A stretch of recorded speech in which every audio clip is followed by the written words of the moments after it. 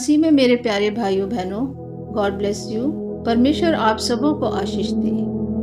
लूका अध्याय 22 कुल आयत 71। यीशु के विरुद्ध षड्यंत्र।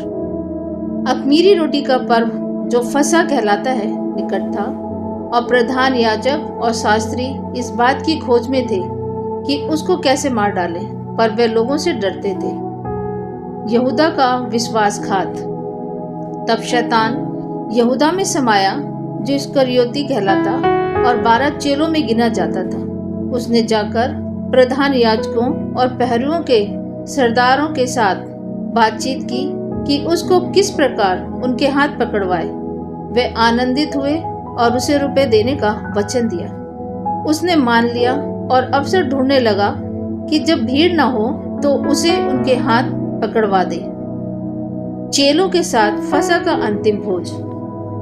तब अख़मीरी रोटी के पर्व का दिन आया, जिसमें फसह का मेमना बलि करना अवश्य था। यीशु ने पतरस और यूहन्ना को ये कहकर भेजा, जाकर हमारे खाने के लिए फसह तैयार करो। उन्होंने उससे पूछा, तू कहाँ चाहता है कि हम इसे तैयार करें? उसने उनसे कहा, देखो, नगर में प्रवेश करते ही एक मनुष्य जल का घड़ा उठाए हुए तुम्हें मिलेगा। जिस घर में वे जाए तुम उसके पीछे चले जाना, और उस घर के स्वामी से कहना, गुरु तुझसे कहता है कि वह पहुंचशाला कहाँ है जिसमें मैं अपने चेलों के साथ फसह खाऊं। वह तुम्हें एक सजी सजाई बड़ी अटारी दिखा देगा, वहीं तैयारी करना। उन्होंने जाकर जैसा उसने उनसे कहा था वैसा ही पाया और फसह तैयार किया। प्रभु भोज। जब घड़ी आ पहुंची तो वह प्रेरितों के साथ भोजन करने बैठा, और उसने उनसे कहा, मुझे बड़ी लालसा थी कि दुख भोगने से पहले ये फसह तुम्हारे साथ खाऊं, क्योंकि मैं तुमसे कहता हूँ कि जब तक वह परमेश्वर के राज्य में पूरा न हो तब तक मैं उसे कभी न खाऊंगा।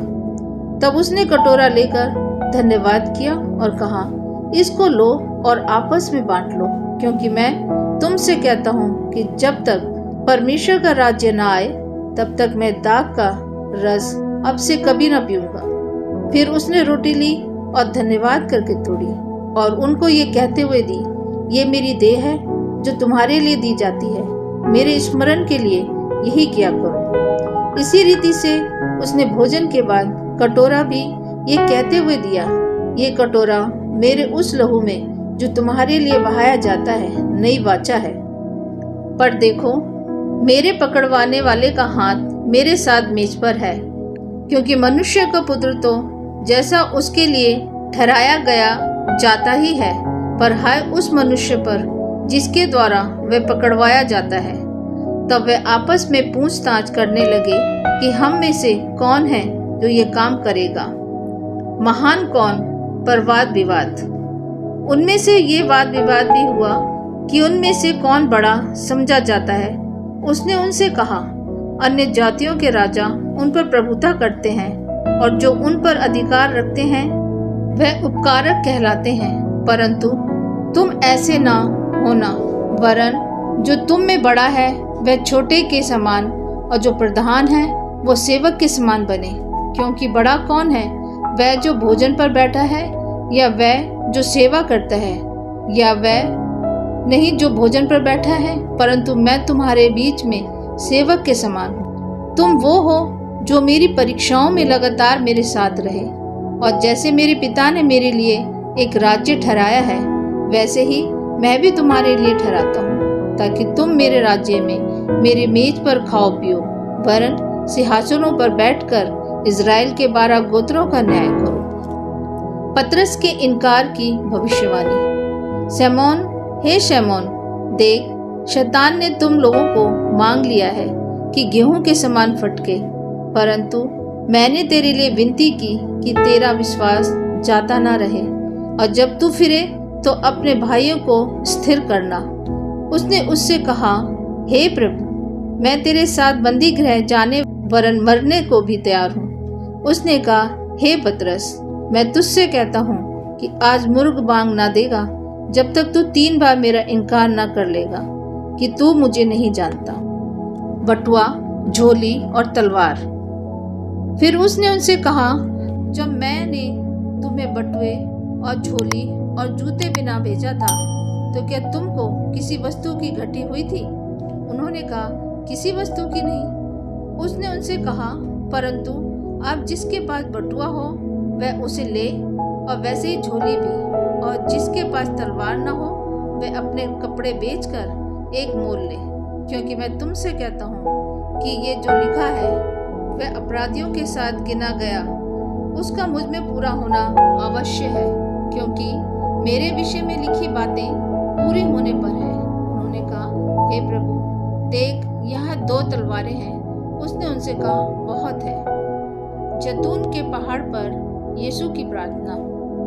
तब वह बाहर निकलकर अपनी रीति के अनुसार जैतून पहाड़ पर गया और चेले उसके पीछे हो लिए। उस जगह पहुंचकर उसने उनसे कहा, प्रार्थना करो कि तुम परीक्षा में न पड़ो। और वह आप उनसे अलग एक ढेला फेंकने की दूरी भर गया और घुटने टेक कर प्रार्थना करने लगा, हे पिता, यदि तू चाहे तो इस कटोरे को मेरे पास से हटा ले, तो अभी मेरी नहीं परंतु तेरी इच्छा पूरी हो। तब स्वर्ग से एक दूत उसको दिखाई दिया जो उसे सामर्थ्य देता था। वह अत्यंत संकट में व्याकुल होकर और भी हार्दिक वेदना से प्रार्थना करने लगा, और उसका पसीना मानो लहू की बड़ी बड़ी बूंदों के समान भूमि पर गिर रहा था। तब वह प्रार्थना से उठा और अपने चेलों के पास आकर उन्हें उदासी के मारे सोता पाया और उनसे कहा, क्यों सोते हो? उठो, प्रार्थना करो कि परीक्षा में ना पड़ो। यीशु का धोखे से पकड़ा जाना। वह ये कह ही रहा था कि एक भीड़ आई और उन 12 में से एक, जिसका नाम यहूदा था, उनके आगे आगे आ रहा था। वह यीशु के पास आया कि उसका चूमा ले। यीशु ने उससे कहा, हे यहूदा, क्या तू चूमा लेकर मनुष्य के पुत्र को पकड़वाता है?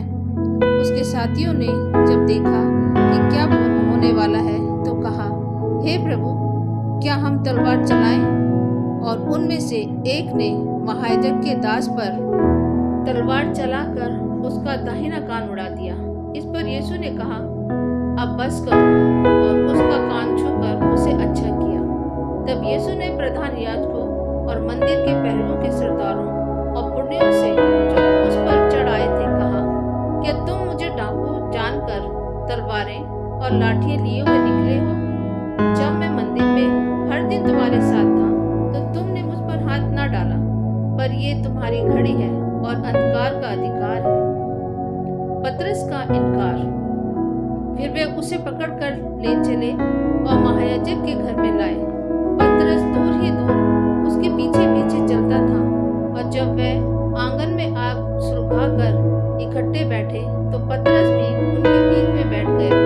तब एक दासी उसे आग के उजियाले में बैठे देखकर और उसकी ओर ताक कर कहने लगी, ये भी तो उसके साथ था। परंतु उसने ये कहकर इनकार किया, हे नारी, मैं उसे नहीं जानता। थोड़ी देर के बाद किसी और ने उसे देखकर कहा, तू भी तो उन्हीं में से है। पतरस ने कहा, हे मनुष्य, मैं नहीं हूँ। कोई घंटे भर के बाद एक और मनुष्य दृढ़ता से कहने लगा, निश्चय ये भी तो उनके साथ था, क्योंकि ये गलीली है। पतरस ने कहा, हे मनुष्य, मैं नहीं जानता कि तू क्या कहता है। वह कह ही रहा था कि तुरंत मुर्ग ने बांग दी।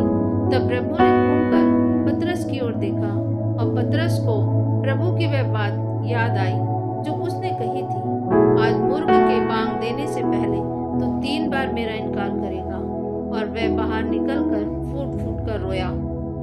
यीशु का मान। जो मनुष्य यीशु को पकड़े हुए थे वह उसे ठट्टों में उड़ाकर पीटने लगे और उसकी आंखें ढांपकर उससे पूछा, भविष्यवाणी करके बता कि तुझे किसने मारा। और उन्होंने बहुत सी और भी निंदा की बातें उसके विरोध में कही। महासभा के सामने यीशु। जब दिन हुआ तो लोगों के पुरनिये और प्रधान याजक और शास्त्री इकट्ठा हुए और उसे अपनी महासभा में लाकर पूछा, यदि तू मसीह है तो हमसे कह दे। उसने उनसे कहा, यदि मैं तुमसे कहूँ तो प्रतीत न करोगे, और यदि तुम पूछो तो उत्तर न दोगे। परंतु अब से मनुष्य का पुत्र सर्वशक्तिमान परमेश्वर की दाहिनी ओर बैठा रहेगा। इस पर सब ने कहा, तो क्या तू परमेश्वर का पुत्र है? उसने उनसे कहा, तुम आप ही कहते हो, क्योंकि मैं हूँ। तब उन्होंने कहा, अब हमें गवाही की क्या आवश्यकता है, क्योंकि हमने आप ही उसके मुंह से सुन लिया है। आमीन।